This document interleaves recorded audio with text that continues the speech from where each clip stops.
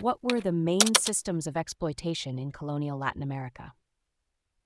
If you're curious about the history of Latin America and how colonial powers impacted the region, you're in the right place. Let's explore the main systems of exploitation that defined colonial Latin America. One of the most significant systems was the Encomienda system. This was a labor system where Spanish colonizers were granted control over indigenous communities, forcing them to work in exchange for protection and Christianization. However, this often led to harsh treatment, forced labor, and the exploitation of native populations. Another system was the Repartimiento, which was similar to the Encomienda but involved a more organized distribution of labor. Indigenous people were required to work for a certain number of days each year, often in brutal conditions, and were also forced to provide goods and services to the Spanish. Forced labor was not limited to indigenous people. African slavery was also a major system of exploitation. Africans were brought to the Americas to work on plantations, in mines, and in other labor-intensive industries.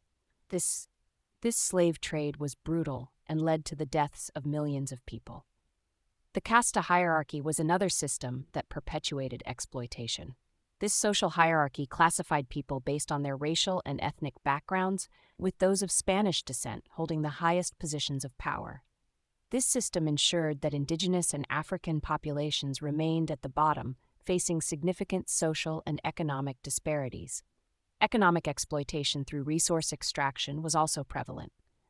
The Spanish focused on extracting valuable resources, such as gold, silver, and pearls, often using forced labor to do so.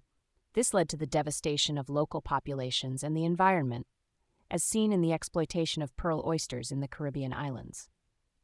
Centralism and political violence were additional facets of Spanish colonialism. The Spanish maintained tight control over their colonies, imposing taxes and excluding local populations from high offices.